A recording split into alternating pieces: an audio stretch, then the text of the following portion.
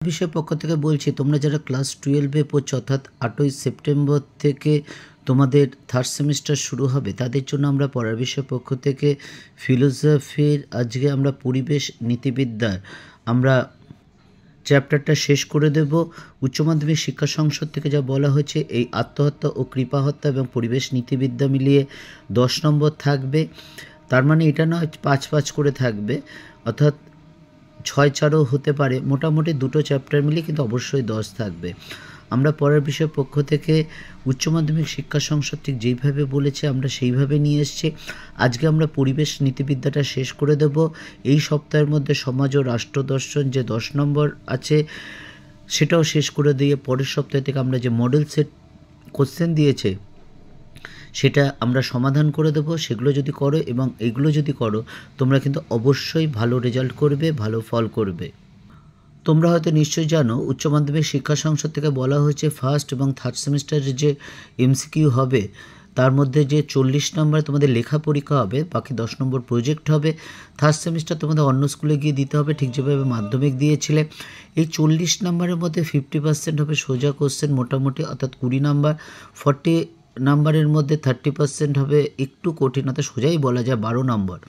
এই 20 যোগ 12 এই 32 হচ্ছে আমাদের প্রথম টার্গেট, আর 20% বা 8 নম্বর হবে কঠিন। আমরা পরের বিষয়ের পক্ষ থেকে স্টার যেগুলো দিয়ে দিয়েছি দেখবে সেগুলো ওই 32 নম্বরের মধ্যে পড়ে।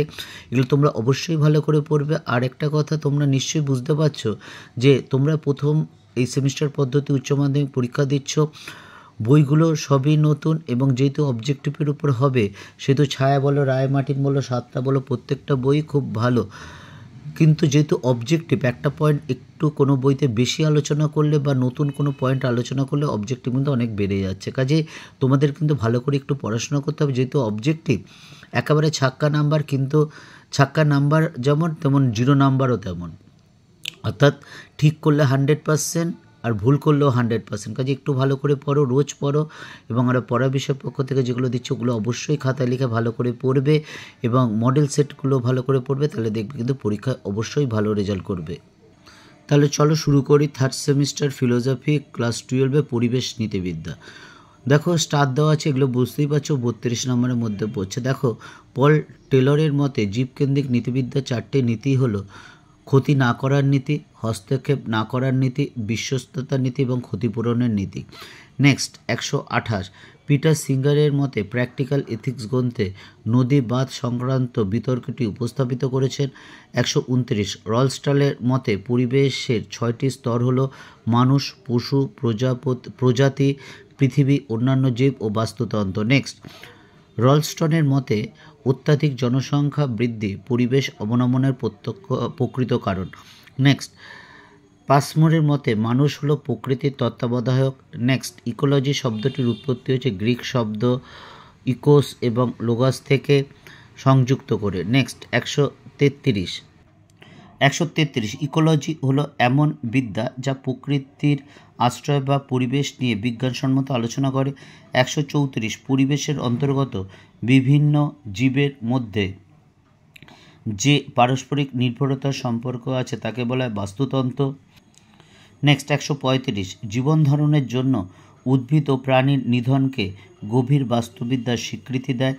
নেক্সট ক্যারোলিন মার্চেন্ট তার the death of nature, woman, ecology and the scientific revolution গ্রন্থে বাস্তু নারীবাদের দৃষ্টিভঙ্গি উপস্থাপিত করেছেন। নেক্সট মাটি, জল, উদ্ভিদ, প্রাণী, মানুষ এই সমস্ত কিছুই সমষ্টিগতভাবে ভূমি। নেক্সট যা কিছু বৃহৎ প্রকৃতি পরিবারের স্বার্থ ও স্থায়িত্ব রক্ষা করে তাই হলো ভালো। Next JB. কালিকট এর মতে আবেগ অনুভূতি হলো নৈতিকতার ভিত্তি। নেক্সট ভূমি পিরামিডের অপর নাম হলো জৈবিক পিরামিড। নেক্সট ভূমি পিরামিডের ক্ষেত্রে প্রভৃতি স্তর তার নিম্নস্তরের ভোক্তা। এবার দেখো কতগুলো স্তম্ভ করে দিয়েছে, যার অধিকাংশই হয়তো আগে আছে। আমরা একসাথে এক জিনিসগুলো এক জায়গায় রাখার চেষ্টা করেছি। দেখো বাম দিক হোমস রলস্টন এনভায়রনমেন্ট এথিক্স মতবাদের প্রবক্তা। Next Peter Singer practical ethics. আন্তর লিওপোল্ড এ স্যান্ড কান্ট্রি অ্যালম্যানে। Paul Taylor respect for nature. Albert Schweitzer জীবনকেন্দ্রিকতাবাদ। আলডো লিওপোল্ড ভূমিকেন্দ্রিক নীতিবিদ্যা। আর্নেস গভীর বাস্তুবিদ্যা, অ্যারিস্টটল মানবকেন্দ্রিকতাবাদ, আল্ডো লিওপোল্ড বাস্তুকেন্দ্রিকতাবাদ, আর্নস্ট হেকেল বাস্তুবিদ্যা, মারি বুকনিন সামাজিক বাস্তুবিদ্যা, ভাল প্লামউড বস্তু নারীবাদ, প্রাণীর ক্ষতি না করার নীতি। নেক্সট, কোনো প্রাণীর স্বাধীন জীবনে হস্তক্ষেপ না করার নীতি। 15, বন্যপ্রাণীকে প্রলোভিত করে বিশ্বাসের সুযোগ না দেওয়া, বিশ্বস্ততার নীতি। নেক্সট 16, জীবজগতের ক্ষতি না করে তা পূরণ করা, ক্ষতিপূরণের নীতি। যথেচ্ছ আচরণের কারণে প্রাকৃতিক ভারসাম্যের ক্ষতিসাধন, পরিবেশ অবনমন। নেক্সট, অতিরিক্ত ব্যবহারের কারণে প্রাকৃতিক সম্পদের গুণগত ও পরিমাণগত অবনমন, প্রাকৃতিক সম্পদের বিনাশ। নেক্সট, অতীত, বর্তমান ও ভবিষ্যৎ সমন্বিত পরিবেশ নীতিবিদ্যার বিস্তার, কালগত ব্যাপ্তি। নেক্সট 20, বনাঞ্চল থেকে মহাকাশ অবধি পরিবেশ নীতিবিদ্যার বিস্তার, স্থানগত ব্যাপ্তি। এই ছিল পরিবেশ নীতিবিদ্যার শেষ প্রশ্ন। আমরা পরিবেশ নীতিবিদ্যা শেষ করে দিলাম। এরপর যে লাস্ট চ্যাপ্টারটা আছে এটা আমরা এই সপ্তাহের মধ্যে কমপ্লিট করে দেবো। কাজেই যদি তোমাদের এগুলো ভালো লাগে অবশ্যই চ্যানেলে লাইক করে সাবস্ক্রাইব করে বেল আইকন টিপে রেখো এবং দেখো একটু, এবং বিশ্বাস করতে হবে না, সাবস্ক্রাইব করতে হবে না, এগুলো একটু দেখে রেখো। যদি থার্ড সেমিস্টারের পর আমাদের সাথে মিল পাও তাহলে চ্যানেলটি সাবস্ক্রাইব করো, কারণ ইতিপূর্বে প্রথম বা দ্বিতীয় সেমিস্টারে আমরা এইভাবে দিয়েছি এবং তোমাদের স্কুল প্রশ্ন করলে দেখো যে ফার্স্ট বা সেকেন্ড সেমিস্টার আমাদের থেকে যে 4টে সাবজেক্ট আমরা দিই পড়া বিষয়ের পক্ষ থেকে, হিস্ট্রি, পল সায়েন্স, ফিলোসফি বা এডুকেশন, কী পরিমাণে কমন এসেছিল। যদি ভালো লাগে অবশ্যই চ্যানেলটি লাইক করো, সাবস্ক্রাইব করে বেল আইকন টিপে রেখো, আমরা তাহলে উৎসাহিত হব। কোনো সাজেশান থাকলে অবশ্যই দিও, বা ভালো লাগলেও বলো, খারাপ লাগলো কোন জায়গাটা খারাপ লাগছে সেটা বলো, কারণ তোমাদের প্রত্যক্ষ পরোক্ষ সর্বরকম সাহায্য ছাড়া আমরা কিন্তু এগিয়ে যেতে পারবো না। পড়ার বিষয়ের পক্ষ থেকে এতটুকুই, অগ্রিম শুভেচ্ছা রইল। বিল গেটসের কথাটা বলে শেষ করি। তিনি বলেছিলেন তিনি অনেক মেধাবীকে ব্যর্থ হতে দেখেছেন কিন্তু কোনো পরিশ্রমীকে ব্যর্থ হতে দেখেনি। এটা আমাদেরও দীর্ঘ 23-24 বছর শিক্ষকতার অভিজ্ঞতা, এটাই দেখেছি এবং এই কারণে তিনি গুণী ব্যক্তি।